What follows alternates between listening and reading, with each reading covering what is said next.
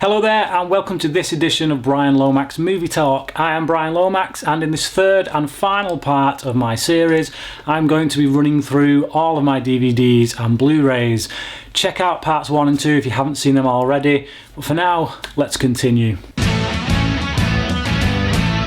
Sweet Home Alabama, I saw this once, liked it, saw it again, didn't like it that much.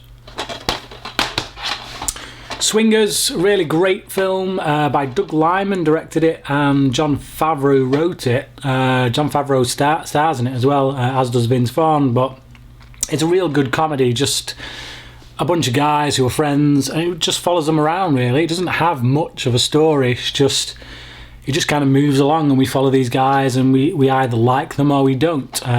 But either way, I got something out of it. I found them funny. And Jon Favreau's really funny in it. Syriana, quite a hard-hitting film. I've only seen it once, but George Clooney gives one of his best performances in it. As a supporting actor, I think he won an Academy Award for supporting actor. May have just been nominated, but I think he won. Matt Damon's really great in it too. The script is quite difficult to get your head around, though. It's a very, very kind of complex script. Taken. This is a film that should have remained a single film. It shouldn't have had sequels. The sequels ruined it. For me, there's only one Taken film, and it's this one. Liam Neeson kicking ass, and I felt it had something to say as well. The world that Neeson has to go into in this one is a world that actually exists. There's a lot of human trafficking going on in the world, and I've done a lot of research into it, and there's a surprising amount of this film gets it right. Obviously no one would ever be able to go in there and just do what Neeson does, but yeah, it's a good adrenaline rush anyway, which the second two weren't. Taking of Pelham 1, 2, 3 is a remake. This is a Tony Scott version of it. It's a good film, good little action film, good performances by Denzel Washington and John Travolta. It's kind of typical of the output of Tony Scott, really. He's very good on his action films. Disney's Tangled. Pleasantly surprised by this. Is a much better film than I was expecting it to be. Real good fun. Got Disney back on track. I think they'd had a bit of a lull before this film, but yeah. Tarzan, a good 2D animation. I love the old Disney hand-drawn animation, and it's a shame really that we're kind of letting that slide. I don't see why we can't have these kind of films as well as the computer generated animated stuff. But yeah, it's a good film, good rendition of the Tarzan story. I liked it. Tears of the Sun, I not seen this, but I bought it because it's got Monica Bellucci in, and it's directed by Antoine Fuqua, who did Training Day. He's an interesting director. He's not always very good, but yeah, it certainly warrants interest anyway, so I'll get around to watching that.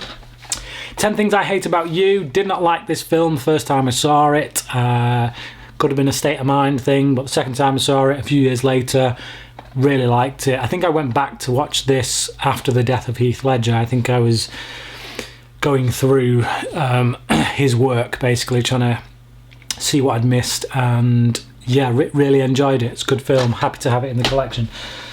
Tell No One, really good. Is this French or Spanish or Italian? It ain't English anyway, put it that way, but it's a really, really good film. It's a thriller, and yeah, it's about this guy whose wife kind of goes missing and then eventually comes back or something like that. I can't remember. It's been a long time since I've seen it, but it's really good. It gives your average Hollywood thriller a run for its money. Yeah, cracking stuff. Terminator, one of the all-time classic science fiction movies. This is my favourite of the Terminator franchise. I just remember seeing this so many times when I was about 8-9 years old. That's when I first watched it on video. And it's just a really brilliant film. It's very low budget, but what Cameron achieved with that low budget just really earmarked him as a director of amazing talent. This film is brilliant, one of the best films of all time. Terminator 2, the James Cameron written and directed sequel, is one of the best sequels of all time. James Cameron is one of the very few people who has managed to do sequels, 2 sequels. He did Aliens as well, that are like considered classics. Terminator 2 is a classic, and for good reason. It's brilliant filmmaking. Terminator Salvation. I missed Terminator 3 on DVD. I've seen the film. Terrible, one of the worst films ever made as far as I'm concerned. It screwed the franchise up something rotten. It was absolutely awful. Didn't try to do anything new, and as a result just failed miserably. This film, Terminator Salvation, I think is 2/3 of a very good Terminator film. The first 2/3 of this film were really, really good. I was very engrossed. Unfortunately, the trailer that had come out for this film gave far too much away, and the last 20 minutes in particular is just nonsense and kind of undoes all of the good work that is done throughout the rest of the film. But otherwise, it's still quite enjoyable, and probably as close as we're going to get to a decent Terminator film that isn't directed by Cameron. Thank You for Smoking, very funny film about the smoking industry, and particularly like from the media side of things. Aaron Eckhart on real good form as this media guy whose job it is basically is to make the tobacco industry look good. He's kind of their image consultant, so to speak. Really good film, very cleverly written, really witty. Thelma and Louise, one of Ridley Scott's best films, and probably the best female movie. If you want a film that empowers women and that really gives 2 female central performances, gives two actresses real great work to chew into, this is the film for you. Susan Sarandon, Gina Davis have never been better. It's brilliantly directed. Some great support from a very early Brad Pitt. I think this might have been his first film, I don't know.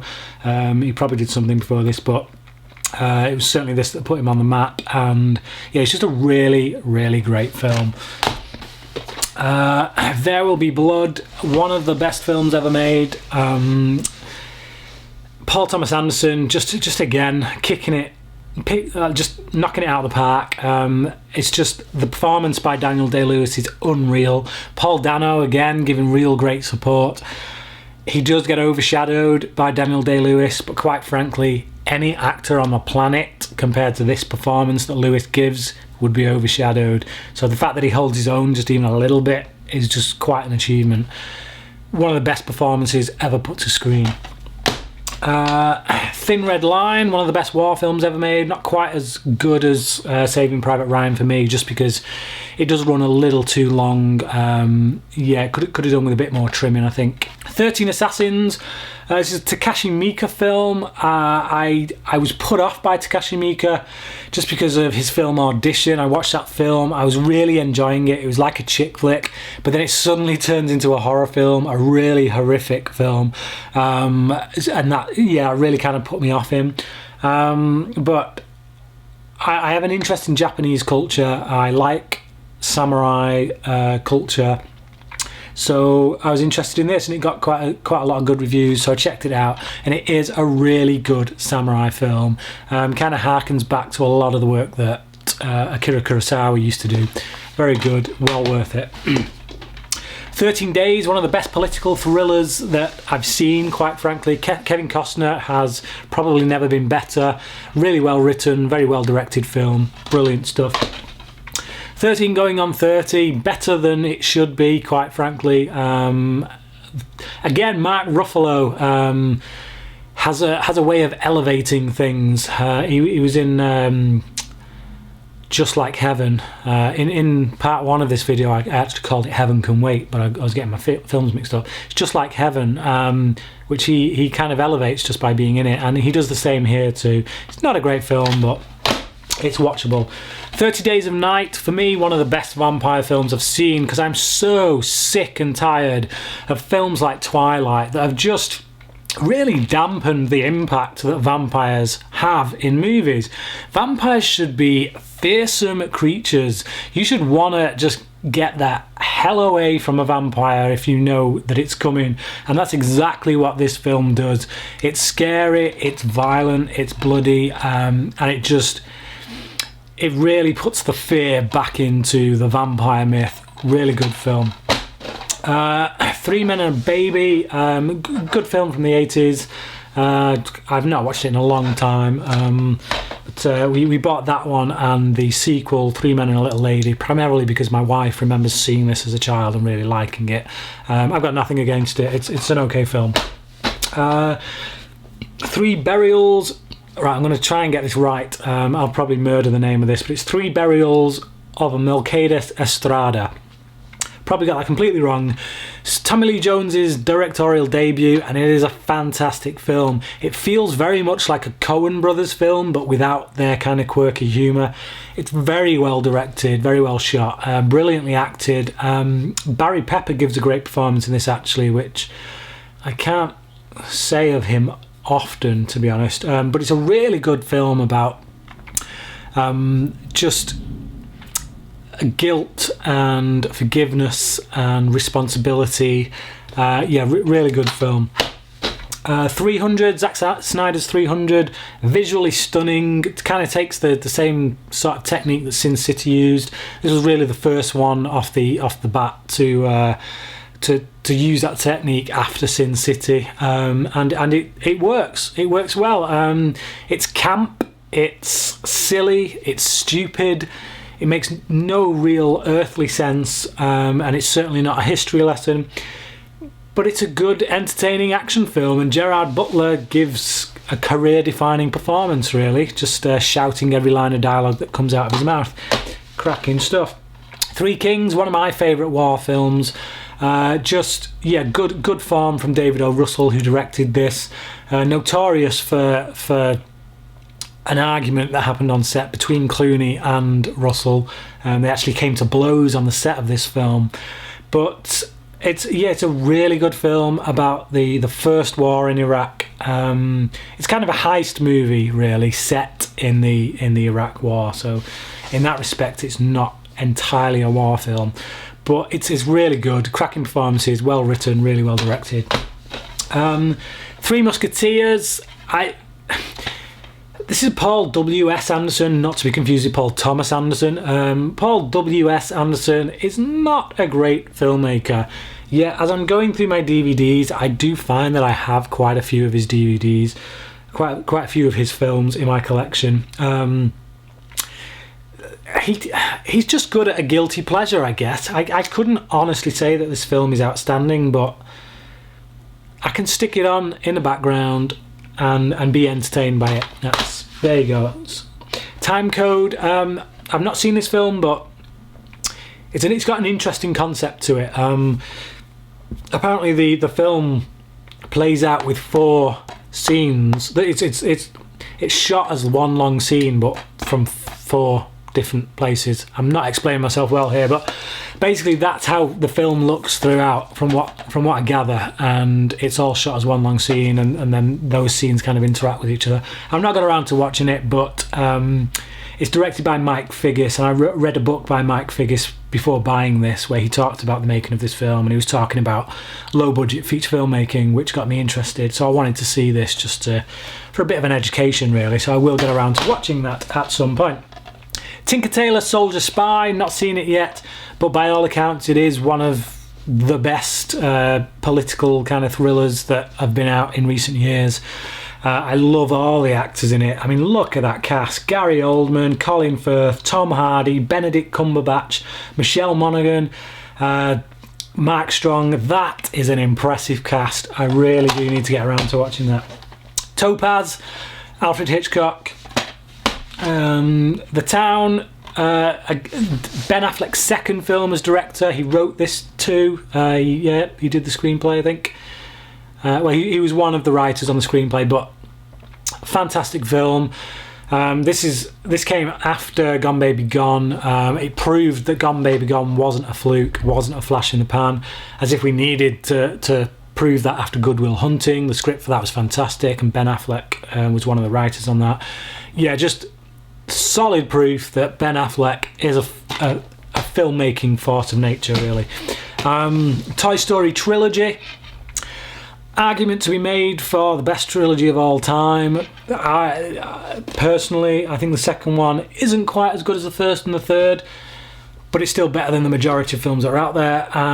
But for me, Dark Knight trilogy, Lord of the Rings trilogy, then Toy Story 3. So probably my third favourite trilogy of all time. Great stuff, real heartwarming, especially the third film. It's just taps into some real kind of emotions from childhood. Great stuff. Traffic won Steven Soderbergh the Best Director Oscar and Best Film, I believe. Yes, I believe. Surprisingly got Catherine Zeta-Jones a nomination, which I didn't understand at the time. I've got nothing personal against Catherine Zeta-Jones, but I don't think she's a great actress, and I certainly don't think a performance in this is Oscar worthy, but it is a good film. Again, it's one of them that kind of follows a similar structure to Magnolia, in the sense that there's all these different things going on, different stories that in some way converge throughout the course of the film. It's very good, lots of fine performances in it, but there you go. Training Day, probably Antoine Fuqua's best film. A great performance by Denzel Washington. Ethan Hawke's pretty good in this too. Just a really good gangster cop thriller kind of film. Transit. I'm not sure we in the UK got this as a cinema release. I think it just went straight to DVD. But it's actually a really good little action film. It's one of them that I got this actually from Blockbuster when Blockbuster closed down. It's one of them that you see on the shelf, and it's got one of them covers where it's like, that's clearly straight to DVD material. It'll be rubbish. It's got Jim Caviezel in it, who doesn't really do a lot of great stuff these days. A lot of his films tend to go straight to DVD, but I actually think he's a good actor. I think Jim Caviezel needs more material. I think he needs a few more opportunities thrown his way, because he is a good actor.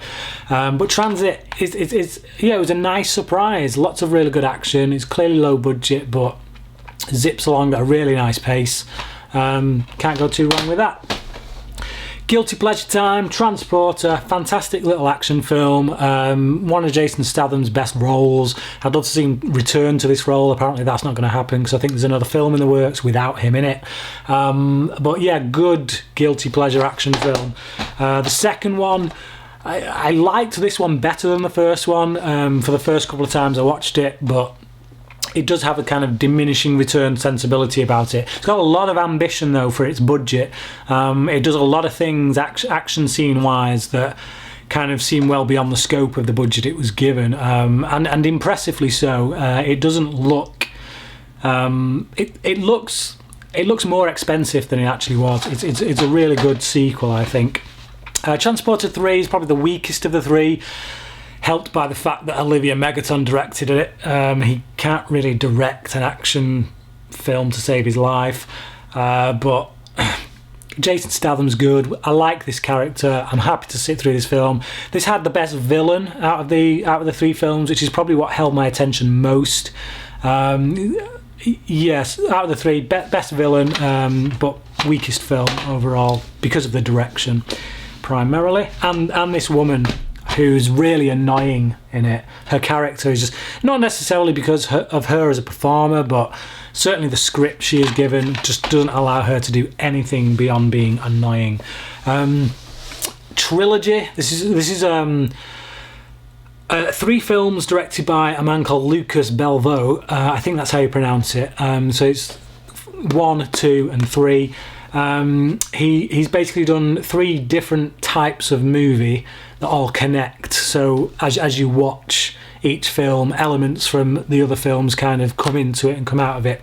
I've only seen the first one so far, which was kind of like a prison escape heist thrillery type thing, man on the run type thing, and it was really good. So I'm looking forward to seeing the other two. Trouble with a Curve, Amy Adams, probably my favourite actress of all time, and Clint Eastwood back in an acting role. It's actually directed by Robert Lorenz, who I think was a director of photography on most of Clint Eastwood's directorial efforts. So this is like his first film as a director. It's okay. It's an entertaining film. I'll probably happily watch it again at some point, but it's not as emotionally intense as I would like it to be. It's a bit of fluff, really. But there you go. Troy, the director's cut. The director's cut is actually better than the theatrical cut. Either way, it's not an outstanding film in the Gladiator sense or even the Kingdom of Heaven sense, but it's still entertaining. And if I've got a long afternoon available to me at some point, it's one that I'd be quite happy to put on. I really like Eric Bana in that film, actually.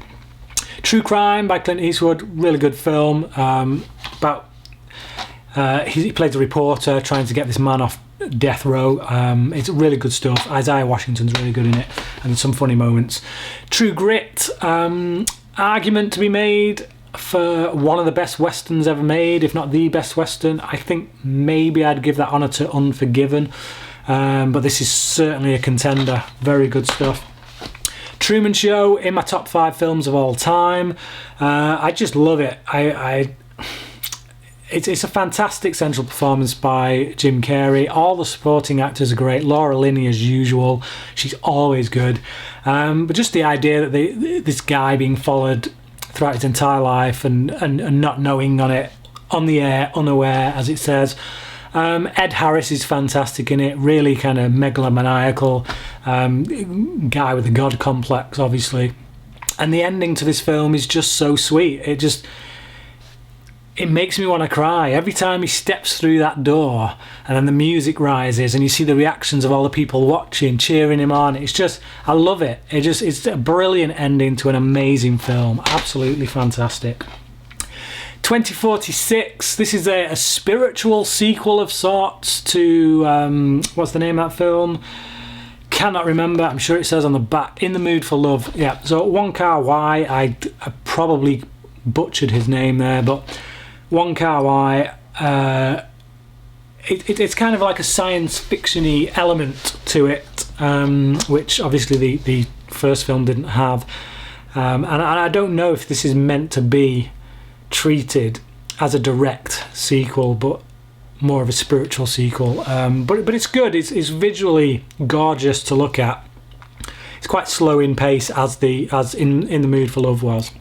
And again, I got it because Zhang Zi's in it, and I really like Zhang Zi. 2012, basically Roland Emmerich decided he wanted to do the ultimate disaster movie because he was responsible for so many other disaster movies. I think he probably thought, let's finish the whole disaster movie marathon and just like kind of go out with a big bang, which to some extent he does. It's a terrible film. The characterizations in it are absolutely awful. It's not a great script, but if you want to see world famous monuments destroyed, if you want to see a lot of action and people dying in their thousands, in their millions, then 2012 is the film for you. And 27 Dresses, not my wife's. This is mine. I watched this film at the cinema and I loved it. Admittedly, I didn't pay to go and see it. I was a projectionist. I had to view the print and I enjoyed it. I sat through this film really loving it, and I think that's in no small part thanks to James Marsden, who I've said before, I think he's a really underrated actor. He's got a lot of charisma. I think he brings all of that to this film, and I think the chemistry between him and Heigl in this film is really good. So yeah, one of my favourite chick flicks. 27 Dresses, there you go. Twilight Samurai, a really good old-fashioned style samurai movie. It's very character-driven. There's not a lot of kind of sword play in it, but when there is, it's really good. Kind of gets the blood pumping. But just it's just a really good story about a guy just trying to look after his daughter and trying not to be pulled into the old world that he existed in, the samurai world. Good stuff. Two Brothers, I've not got the case for that. It's an ex-rental that I picked up for about 20p. Not seen it yet. Apparently it's supposed to be quite good. 2 Days in Paris. Bought this because I liked Richard Linklater's Before Sunrise, Before Sunset movies. It looks like it's got a similar kind of vibe to it. I haven't seen it, but my wife watched it and she hated it. She didn't sell it to me, put it that way, so I've not got around to watching it since. Two Jakes. Bought this because it's the sequel to Chinatown, which is one of the best screenplays ever written. Still not got around to seeing it. Ultimate Avengers double feature. So this has got the first Ultimate Avengers movie on it, and then the second one, which was called Rise of the Panther. Rise of the Panther is not that great. It's pretty dull, to be honest. But the first one, the first film on this is actually quite good. It's quite entertaining. It's worth having, I think. Unbreakable, a fantastic film. M. Night Shyamalan again on really good form. I'd really love to see a sequel to this. It's just a really brilliant, moody comic book film that isn't based on a comic book. It's great stuff. Samuel L. Jackson's really good in it as well, as is Bruce Willis. Under Suspicion. Got this because I like the actors in it. Gene Hackman, Morgan Freeman, Monica Bellucci's in it as well. It looks interesting. We'll get around to watching that. Unforgiven, as I said, probably the best Western ever made. Just absolutely fantastic. The direction by Eastwood is just perfect, absolutely perfect. And he sat on the screenplay for this film for years until he was ready to play the role, and it was a very wise decision. Best he's ever been. Universal Soldier, bit of a guilty pleasure. Not a fantastic film, but kind of very 80s in style, even though it's from the 90s. Unstoppable, another Tony Scott action film. Was this his last film, I think? It might have been, which is quite sad. But this is a really good action film. Very nice performances by Washington and Pine. Just good. Loosely based on a true story, but obviously blown up to Hollywood proportions. Up, fantastic film. Not quite as good, I think, as a lot of people give it credit for, but certainly those opening 10 minutes are absolutely fantastic filmmaking. But it is still one of Pixar's strongest films. Really good stuff. Again, another ex-rental, The Upside of Anger. Obviously, is not the case. I just got the disc, ex-Blockbuster, but I bought that because. I like the actors in it. Kevin Costner and Joan... Can't remember her name. Joan something or other. Joan Allen, that's it. Really like Joan Allen, so I'll get around to watching that at some point. Uptown Girls, terrible film. It's my wife's. Valkyrie, really underappreciated Bryan Singer film, this. It got a lot of negative reviews when it first came out. But I think it achieved something quite remarkable in that you know the outcome of this film. You know that this guy is not going to succeed in his mission to assassinate Hitler. Yet you feel tense throughout. You feel tension throughout this entire film in their attempts to do it. So for me, that's a success. That's quite a skill on Singer's part as a director to elicit that response. It's a really great film. It's written by Christopher McQuarrie, who is responsible for Jack Reacher. He did the screenplay for Usual Suspects. Really great writer, and he's going to be directing the new Mission Impossible film. So good stuff. Check that out if you've not seen it. Vanilla Sky. It's a remake of a Spanish film, I want to say, called Open Your Eyes. I've not seen the Spanish version, but I did really like this the first time I saw it. It has diminished a little bit over the years, but I really enjoyed it. I liked the performances all around. I liked the story. I liked the twist in the ending. Good stuff from Cameron Crowe. VeggieTales, an Easter Carol. Good little fun if you're a Christian and you've got kids and you want to bring them up with Christian values. You can't go wrong with VeggieTales. Velveteen Rabbit, I've not seen it. I don't know why we own that. It looks terrible. Venus, cracking performance by all concerned, but Peter O'Toole really just gives a really good performance. Oh, this is directed by Roger Mitchell. I knew there was another one of his films that I really, really liked. He's the guy to Changing Lanes and Notting Hill and Enduring Love. Again, like I say, really strong director who is just very reliable hands, I think. He's produced some absolutely fine work, and this is one of them. Vertical Limit, terrible film, cliffhanger knockoff, but no way near as good, which really begs the question, why do I own this and not Cliffhanger? The answer to which is, I don't know.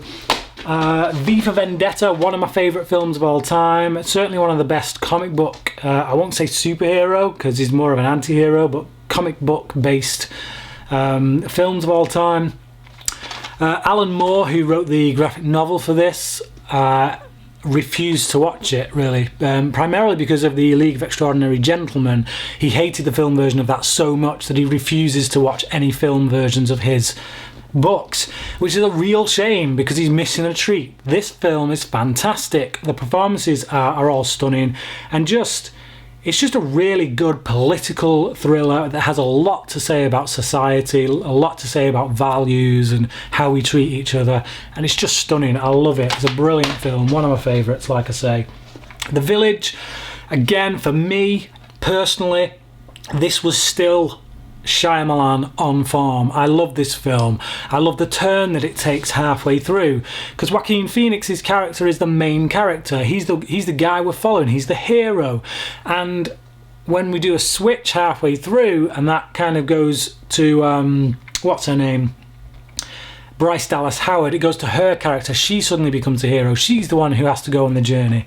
It suddenly changes things, and it was just, I thought that was a good direction for the film to take. Okay, there's a twist in the ending that we probably knew was coming because it's Shyamalan, but I don't think you should let that poison your view of this film, which I think is a really great film. Still Shyamalan on form. Virgin Suicides, I've seen this film twice, and both times it made me cry. I've had friends that have committed suicide. It's one of the most painful experiences I've ever been through. I don't wish it on anyone, and just the ending to this film just summed up to me it just really encapsulated that awful empty feeling of the pointless waste of life, of the extinguishing of a light, and it just captured that beautifully, poetically, and it made me cry. So yeah, it's a good film, very good, from Sofia Coppola. Highly recommend it. The Visitor, I haven't opened this yet, but I did see this film at the cinema. It's very good. It's by Tom McCarthy, who I really rate as a filmmaker. He did The Station Agent. He also did a film called Win-Win. Those two films coupled along with this, I think deserve nothing less than an 8 out of 10 each. They're fantastic films. He's very good at doing character-driven pieces, small, kind of intimate, low-budget character-driven pieces. And I look forward to seeing more work from this guy in the future. The Visitor's a very good film. Check it out. The Vow, not fantastic, but certainly competent. It's a strong enough chick flick to warrant a return in the future at some point. So there you go. Walking Tall, this film sits at 1 hour and 23 minutes, so that's well under an hour and a half. And sometimes, as I've said before, I said with Jonah Hex, I just want a film that's around the 80-minute mark. I can stick on. No, it's not going to take up too much of my time, but it's going to be entertaining, and this is one of them. It's thoroughly entertaining. It moves along at a really fast pace, and I like Dwayne Johnson in it. I think he does show himself to have acting chops in this film, one of his earlier ones. So yeah, very entertaining, really like it. Oh yeah, A Walk to Remember, that's my wife's. I sat with her and watched it once. I've got no compulsion to do it again. I hate Nicholas Sparks movies, books, whatever they are. I just, yeah, stay away. Wall-E, really great character-driven film, which you wouldn't think when it's about a robot, but yeah, really good film, solid Disney Pixar stuff. One of the best. War of the Worlds. I love this film. I think it's a great film. Stunning science fiction film from Steven Spielberg. Tom Cruise is fantastic in it. I love Dakota Fanning as well in this. The only downside to this film is that they bring the sun back at the end. I thought that was a bad move. But beyond that, yeah, really good, cracking sci-fi stuff. Can't go wrong with that.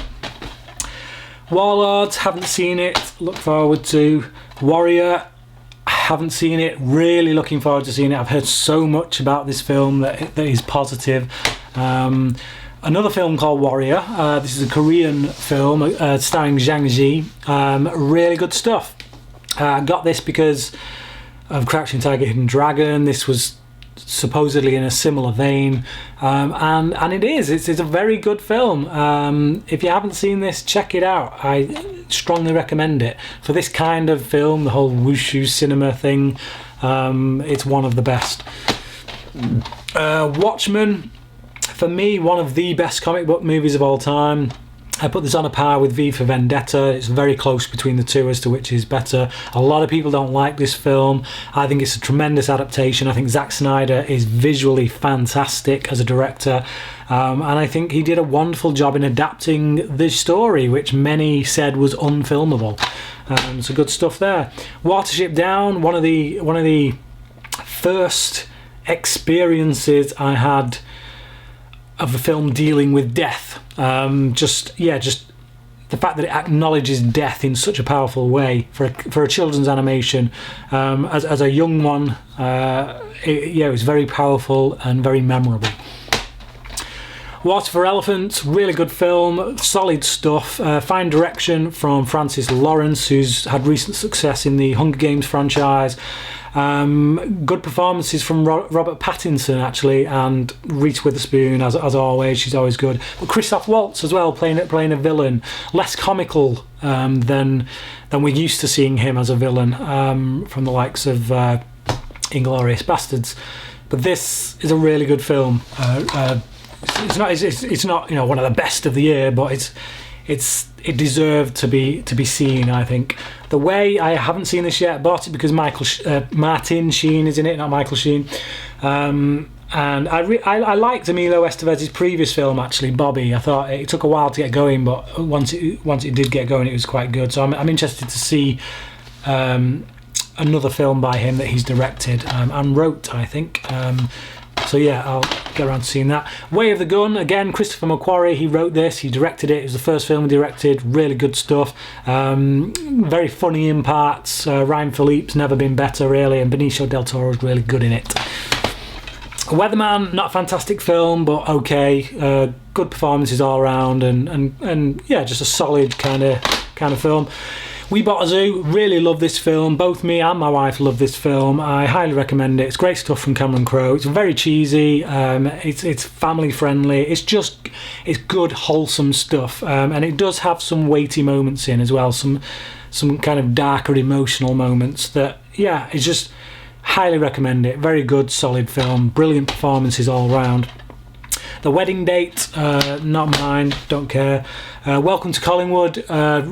Really good film, quite short film, very funny, very, very funny. It's a heist movie. All the actors concerned just really bring their A game. Good stuff. Welcome to the Jungle, again another early Dwayne Johnson action film. Not quite as good for me as Walking Tall, but still very good. And Sean William Scott's pretty funny in it too. The Well Digger's Daughter, haven't seen it. My wife watched it, she said it was okay. I'll get around to watching it. We Own the Night. Very good film actually. I wasn't expecting it to be as good as it was, but I like the relationship between Joaquin Phoenix and Mark Wahlberg, who play brothers in this on opposite sides of the law. Yeah, really good stuff, and great support from Robert Duvall too. Fantastic film.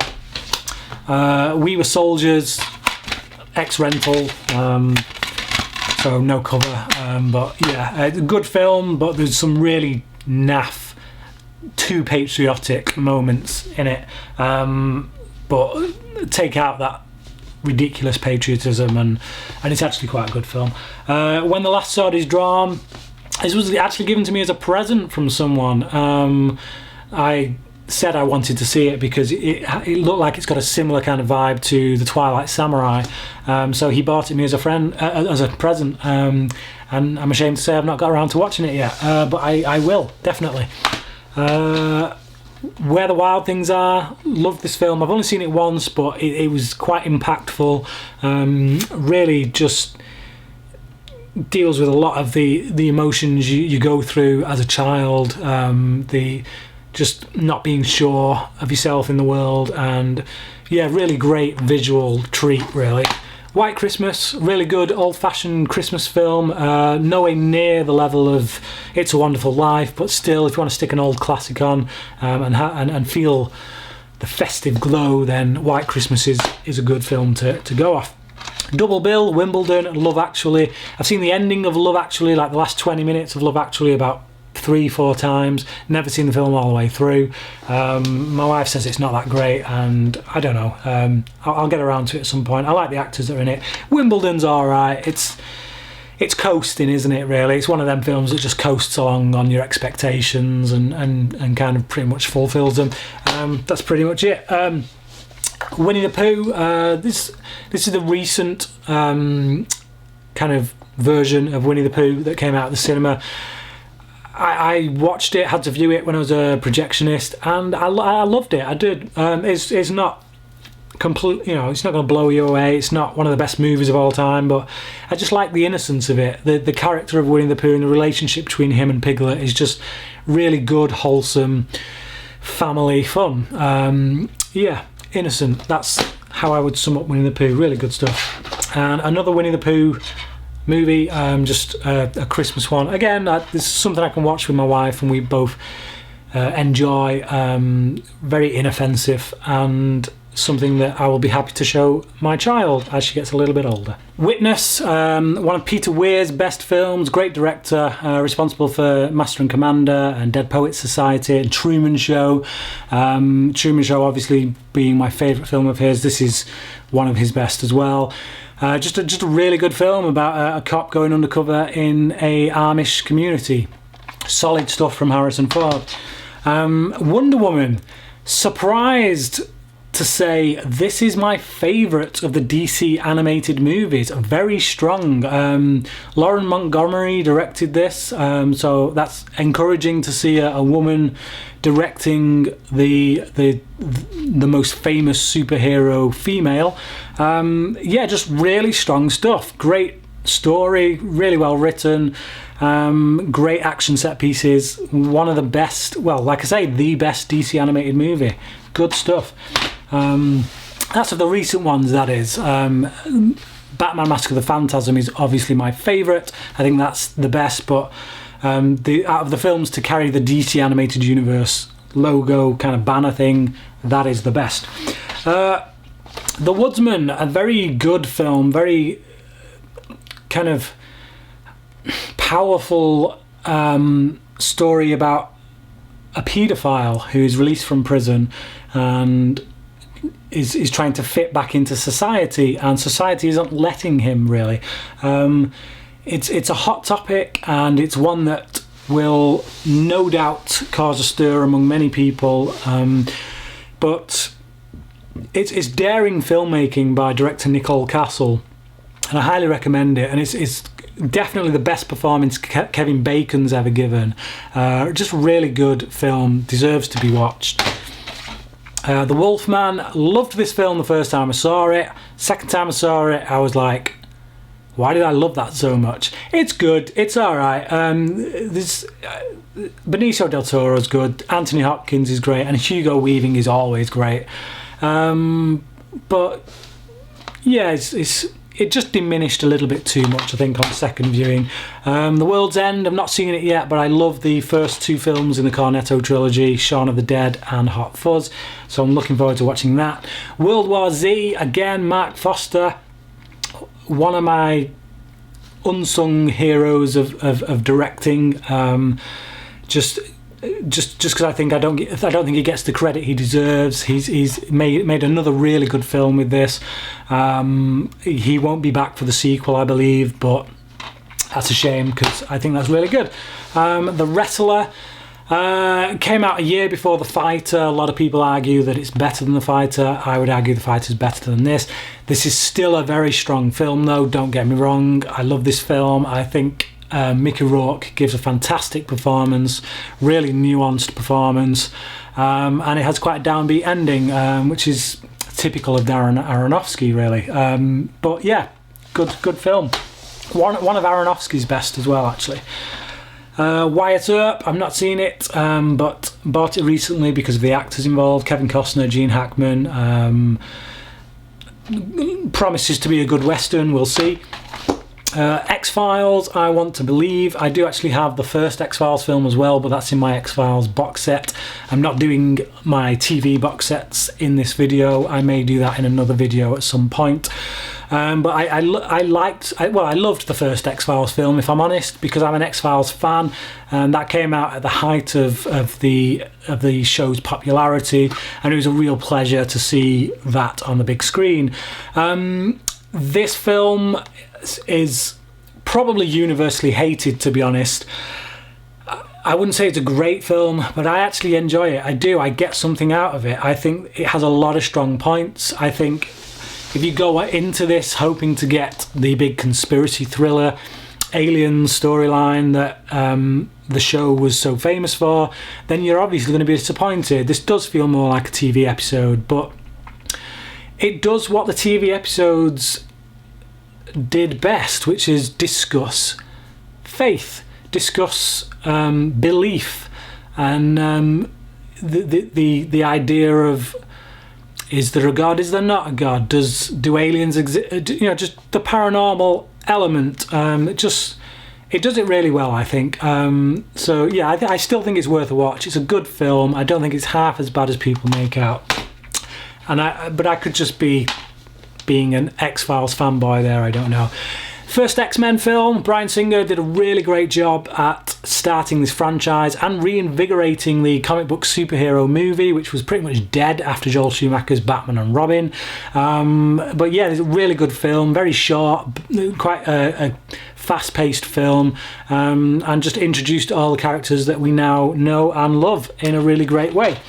The sequel, X-Men 2, one of the best superhero movies, still one of the best superhero movies. It deals with an awful lot of characters, and Bryan Singer showed us how to deal with so many characters in a way that was just clever and entertaining and just really well done. One of the best superhero movies that you'll find. Unlike X-Men 3, The Last Stand, which again, it's not as bad as people make out. It's when you consider what Brett Ratner had to do with this film, he came on board halfway through a shoot. The thing was already in production. He had to come in and basically salvage this thing. Bryan Singer had left. He'd been working on Superman Returns for quite a while before Ratner came on this. Matthew Vaughn had come into this and ditched it. So really he had to come in and pick up the pieces, and with that in mind, I think he does do a very good job, and he takes far too much flack for this film. It's actually quite an entertaining action romp, I think. Like I say, one of the weaker X-Men films, but not necessarily all down to Brett Ratner. X-Men Origins Wolverine. This is the worst X-Men film, beyond a shadow of a doubt.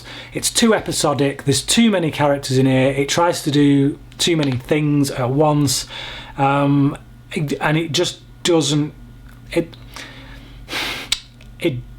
It doesn't gel particularly well, to be honest. It feels like far too much setup for other films that we're not actually gonna get. But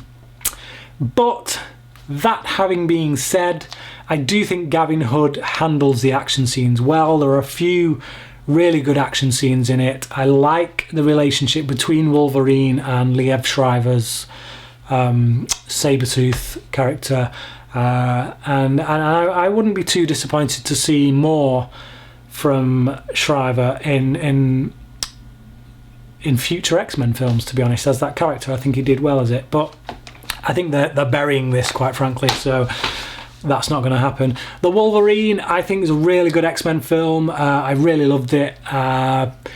It's possibly the last 15 minutes kind of loses it when it becomes Transformers, but up until that point, very strong X-Men film, and the film that Hugh Jackman really deserved as this character. Good solid stuff. Looking forward to another one.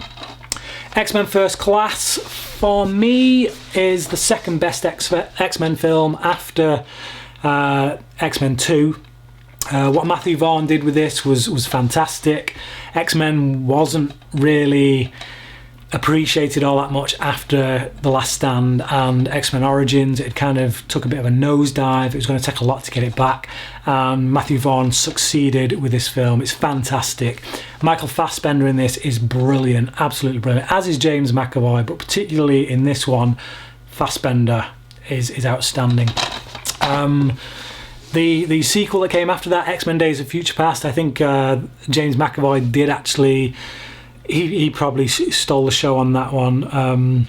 Fassbender again, still great, but Jennifer Lawrence actually stole the show in this film. She was really good in this.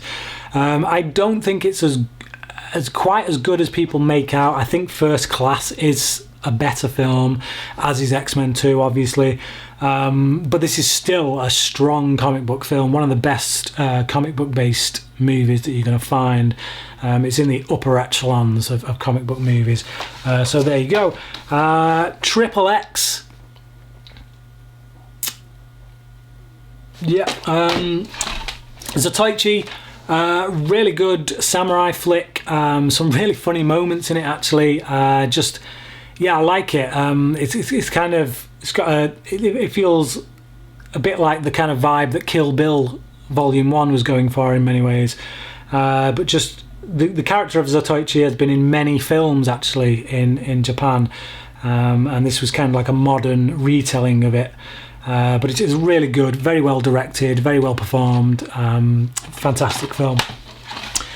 Yours, Mine and Ours. 2 parents, 18 kids, let the games begin. Yeah, I don't know what that is.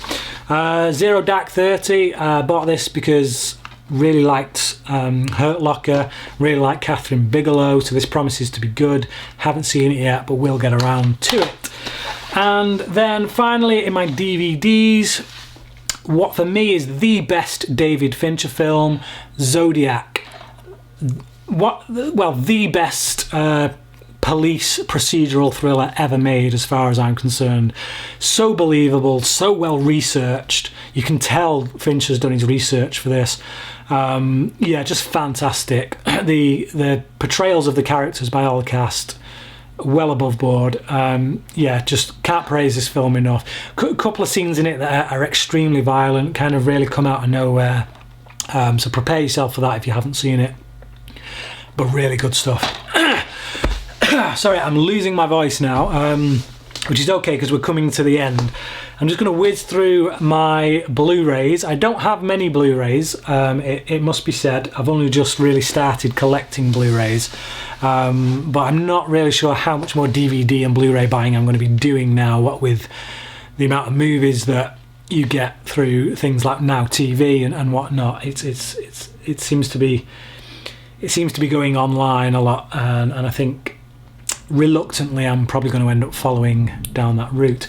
But Blu-rays, Battlestar Galactica Blood and Chrome, the TV series, the modern Battlestar Galactica, not the original 80s one, is for me one of the best TV series of all time. Probably my second or third favourite TV series of all time. And this was a really good film.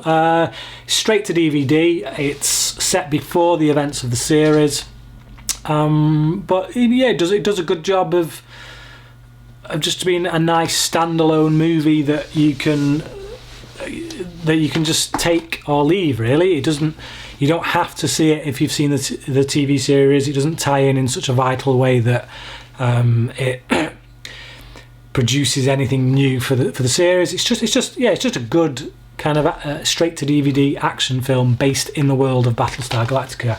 I liked it. It's good. Braveheart, fantastic directorial effort from Mel Gibson. Possibly slightly ropey accent from him as an actor, but it's still a great performance, because I believe the performance is about more than just an accent. But yeah, really great film. The action sequences are some of the best. This really changed the landscape of warfare scenes, really. We hadn't seen scenes like what Gibson gave us in this film until this film.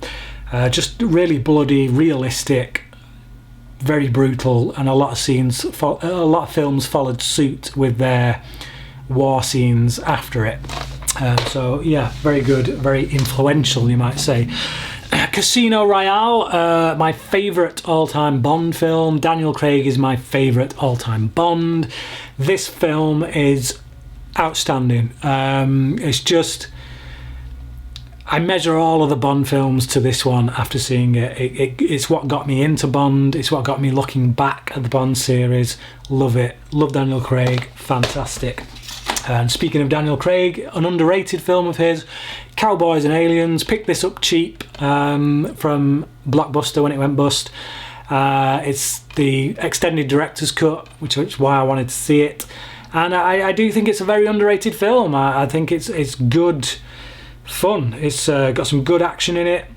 I like the characters played by Harrison Ford and Daniel Craig. Yeah, I enjoyed it immensely, so I think it gets an unfair rap. My favourite movies of all time, the Dark Knight trilogy. Dark Knight being my favourite, of course. Yeah, what more can I say about this that I haven't already said in previous videos? Check out my reviews for these films. Just outstanding pieces of work. The best movies of all time, as far as I'm concerned. Green Lantern, another film that I think is highly underrated.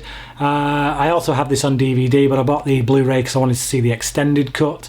It doesn't do anything to it that we necessarily needed to see, but yeah, I enjoy it. Again, I think it's a highly underrated film. It's not one of the best comic book movies, but it's certainly not one of the worst, I can tell you that.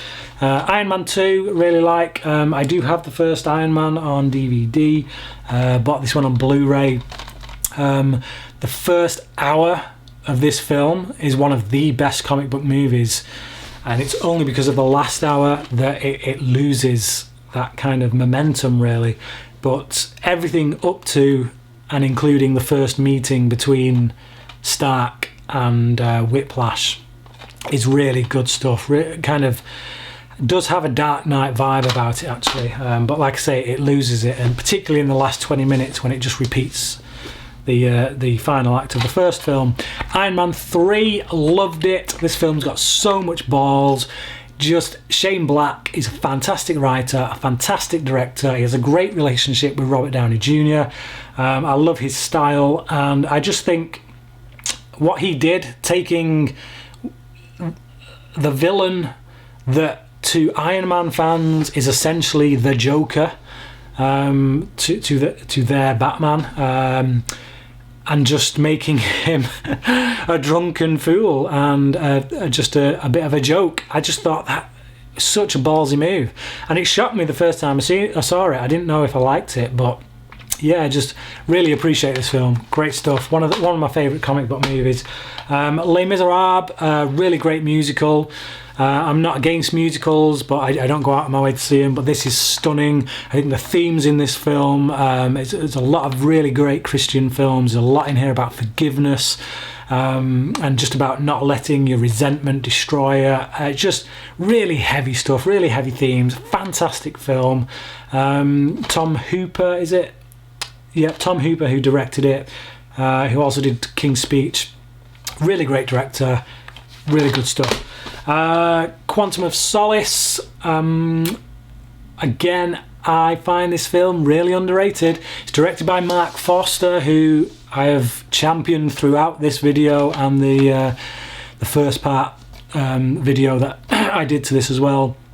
I think he's a great director. I think he shows he can handle action in this film, and I just think this film credits the audience with the intelligence to keep up, and a lot of people can't keep up with what's going on in it, so they dissed it and said that it was rubbish.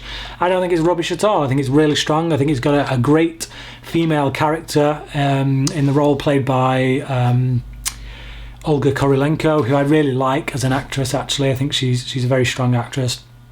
Yeah, just really underrated Bond film.